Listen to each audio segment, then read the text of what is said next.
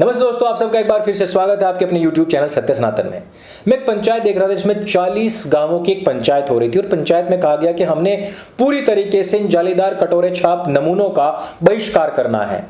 मैं उन सभी लोगों से कहना चाहता हूं कि सनातन सेतु का प्रयोग कीजिए अपने बिजनेस को, अपना जो भी आपका छोटे से बड़ा जो भी कार्य है, आपकी दुकान है, वो अपने क्षेत्र के साथ में सब कुछ रजिस्टर कर डालिए आज सनातन सेतु पर। पूर्ण रूपेण बहिष्कार तभी हो सकता है जब हमारे पास में विकल्प हो। हमारे क्षेत्र में कोई हिंदू भाई दुकान करके बैठा और हमें ही नहीं पता है, सब कुछ गूगल पर उपलब्ध हो जाएगा और ये हो सकता है केवल और केवल सनातन सेतु के माध्यम से। खुद भी रजिस्टर कीजिए और दूसरों से भी कराइए।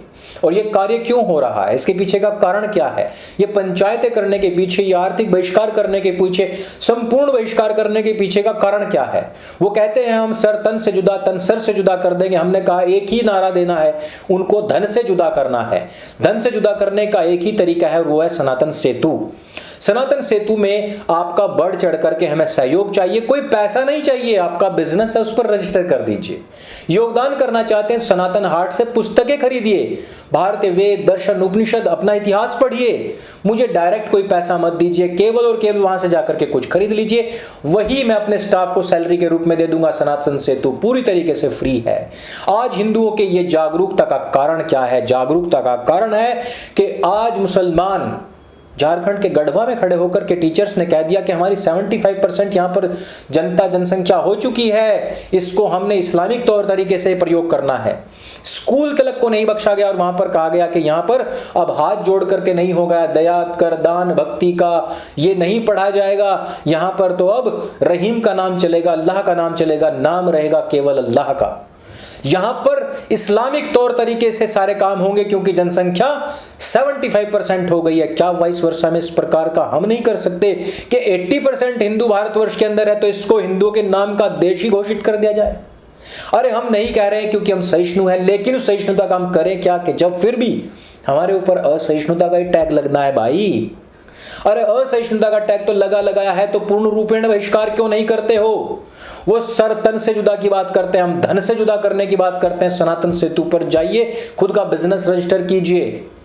इस बात को मैं बार बार कहूंगा, हर बार कहूंगा कि इन लोगों की हुकूमत आ रही है और उसका आभास ये हमें कराने जा रहे हैं, हर बार कराते हैं। सलमान चिश्ती कौन है? ये कौन जानता है इसको? खुलेआम कह रहा है कि जो कोई भी नुपुर शर्मा का गर्दन काट करके मुझे ला करके देगा, मैं उसको अपना घर दे दूंगा। अरे पहले ये तो बता देता तेरा घर है कबूतर खाना। 4 बीवी 40 बच्चे पैदा करने वाले का घर नहीं होता है, कबूतर खाना होता है। लेकिन कोई मुसलमान उस बात को नहीं सोचेगा, वो कहेगा देखो हिंदुस्तान का शेर आया। ये कौन से शेरियत की बात हो रही है, कौन सी शेरशाही की बात हो रही है? अरे एक सच बर्दाश्त नहीं हो पाया था इन ख्वाजाओं से। ये जो अजमेर के जो चिश्ती की जो दरगाह लेकर के बैठे, इनसे सच बर्दाश्त नहीं हुआ था। ख्वाजा का अर्थ क्या होता है? ख्वाजा का अर्थ होता है हिजड़ा। ये मैं नहीं कह रहा हूं, ये तो मुसलमान कह रहे हैं, हर जगह लिखित है। मेरी एक वीडियो आई, मेरे ऊपर FIR कर दी। अरे ये वही तो ख्वाजा मोइनुद्दीन चिश्ती की दरगाह है जिसके खादिमों ने 90s में सैकड़ों हिंदू बहन बेटियों के साथ में, नाबालिग लड़कियों के साथ में गैंग रेप किया और अपने जो मोची थे, धोबी थे, गाड़ी साफ करने वाले, ड्राइवर, सब्जी वाले थे, सब में बांट दिया था। फोटोज, उनके नग्न फोटोज लिए गए थे बेहोश कर करके उनके, और सब में बांट दिए गए थे और फिर उनको ब्लैकमेल किया गया था। और किन की बेटियां थी? में IAS IPS कमिश्नर, बड़े बड़े जो A ग्रेड के नौकरशाही जो होती है। सोफिया गर्ल्स कॉलेज कांड कितनी बार सुनको रोंगटे खड़े हो जाएंगे। 10 साल तक अजमेर में हिंदू की बहन बेटियों के साथ में कोई शादी नहीं करता था। ये सब कुछ होने के बावजूद भी हिंदू कुछ नहीं बोला, सहिष्णुता के साथ में बैठा। उसको सहिष्णुता नहीं मैं कहता हूं, उसको कायरता बोलता हूं। यानी कि जिस समय पर बाबरी विध्वंस हुआ, वो कलंक मिटाया गया, उससे भी तकरीबन 6 महीने पहले तो इस बात का खुलासा हुआ था। कांड तो पता नहीं कितने वर्षों से चल रहा था। क्या हमारा पर्दीवाला और सूर्यकांत मियां लाड अपने कोठे में बैठ करके ये कहेंगे कि सिंगल हैंडेड एक ही गुनहगार है इन सबके पीछे भी नुपुर शर्मा?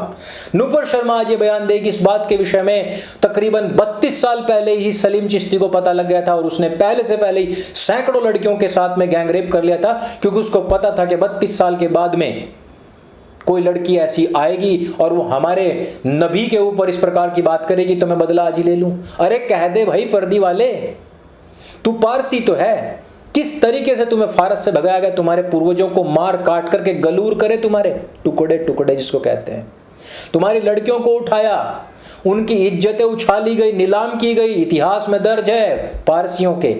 और ये आज क्या कह रहे हैं, नुपुर शर्मा सिंगल हैंडेड। अरे वाह भाई, हमें तो पता ही नहीं था। हमें तो तुम्हारा भी इतिहास नहीं पता है, हमें अपना भी इतिहास नहीं पता है। हमें तो सिर्फ इतना ही पता है कि जो कुछ कन्हैया लाल जी के साथ में हो, सबके पीछे तो केवल और केवल यही है। वो नबी तो है ही नहीं जिसने 100 करोड़ लोगों की जान लीलने का फरमान लिख दिया अपनी किताब के अंदर। मैं कई बार पूछा, किसी ने जवाब ही नहीं दिया कि क्या पढ़ करके और क्या खा करके बैठते हैं। इन्होंने आज तक क्या कुरान की समीक्षा नहीं पढ़ी है। हिंदुओं के विषय में कुछ भी कह दिया जाए, फ्रीडम ऑफ स्पीच है, लेकिन उनके विषय में कोई सच्ची बात कह दी जाए तो बोला सिंगल हैंडेड गुनहगार जिम्मेदार यही है। क्या हमारे किसी भी मियाँ लाड को पता है ख्वाजा का हिंदी अर्थ क्या होता है? क्या उनको पता है कि 100 लड़कियों से अधिक लड़कियों के साथ में इस प्रकार का जो रेप हुआ था उसके विषय में आज तक आप न्याय नहीं कर पाए हैं? क्या इनको पता है कि 90s में जिस प्रकार से कश्मीरी हिंदुओं को वहां से खदेड़ा गया, भगाया गया, तो इसी सुप्रीम कोर्ट ने खुद कहा था कि गवाहों के अभाव में हम कश्मीरी हिंदुओं का केस आगे नहीं बढ़ा सकते। ये है हमारे देश की न्याय व्यवस्था।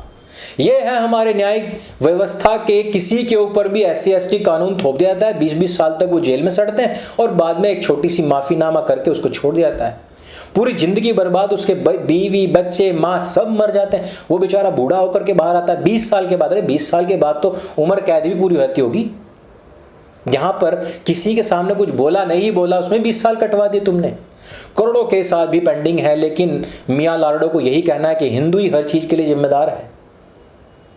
आज ये जो लोग खड़े होकर के कह रहे हैं, ये किस आधार पर कह रहे हैं? क्योंकि इनको शरिया हुकूमत आती हुई दिख रही है और वो हुकूमत आप और हम लाने वाले हैं। उनका सहयोग करके हमारे कितने लाखों हिंदू वहां पर जाते हैं, इनकी ये चिश्ती की दरगाह पर जाते हैं और वहां पर थूक बिरयानी, थूक खिचड़ी खाते हैं।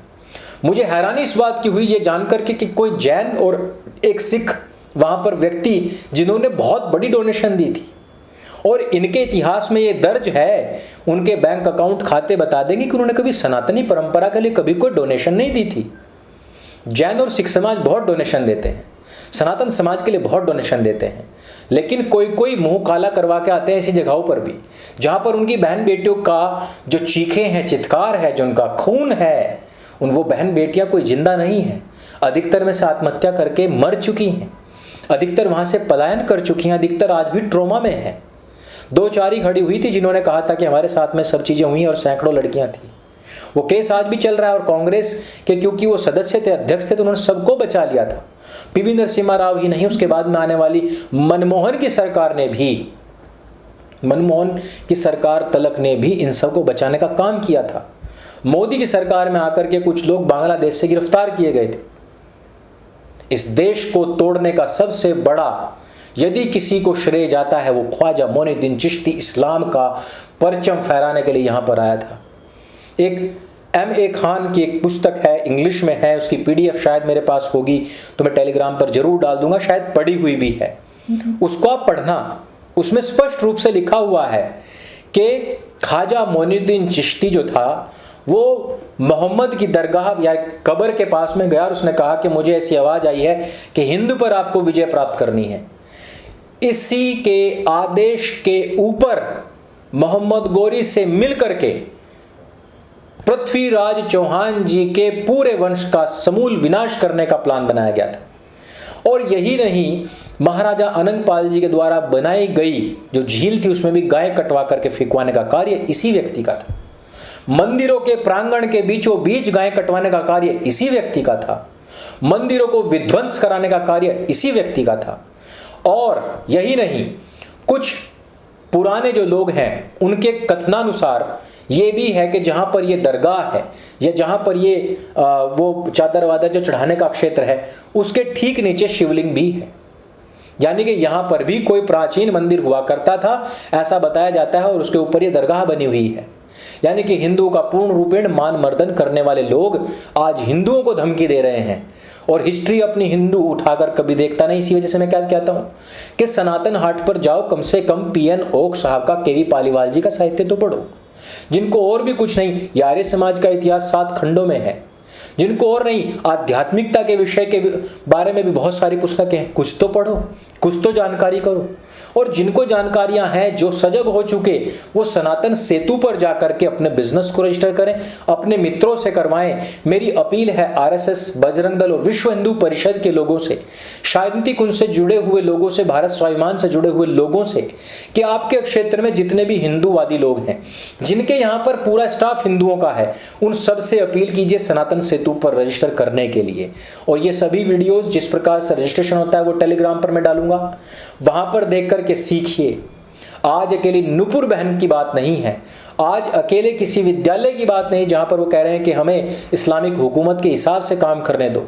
आज ये पूरे भारतवर्ष की ही बात नहीं, बल्कि सनातनी परंपरा की बात है। और उसको बचाने के लिए, चाहे वो सनातन सेतु हो, चाहे वो सत्य सनातन हो, चाहे सनातन हाट हो, हर एक चीज यह सनातन के रक्षार्थ हर क्षेत्र में खड़ी हुई आपको मिलेगी। यह गिलहरी प्रयास लग सकता है, छोटा प्रयास लग सकता है, मामूली प्रयास लग सकता है आपको आज की तारीख में, लेकिन इनके परिणाम, जिस प्रकार आज सत्य सनातन के परिणाम आपको कुछ घटित होते हुए लगते हैं, उसी प्रकार से सनातन हाट और सनातन सेतु के परिणाम आपको आने वाले 3-4 साल में आने में दिखने लग जाएंगे। आपका योगदान इसमें बहुत जरूरी है। यदि ये वीडियो आपको अच्छी लगे, जानकारी से भरपूर लगे, इसको सबके साथ में शेयर अवश्य करें। सलमान चिश्ती जैसे लोग जो गिरफ्तार होते हैं, उनको डायरेक्ट फांसी होनी चाहिए अथवा नहीं, हमें नीचे कमेंट करके अवश्य बताएं। आप सनातन सेतु को कितना सहयोग कर रहे हैं, ये भी हमें जरूर बताएं। मेरे संग बोली सत्य सनातन वैदिक धर्म की जय। जय हिंद, वंदे मातरम।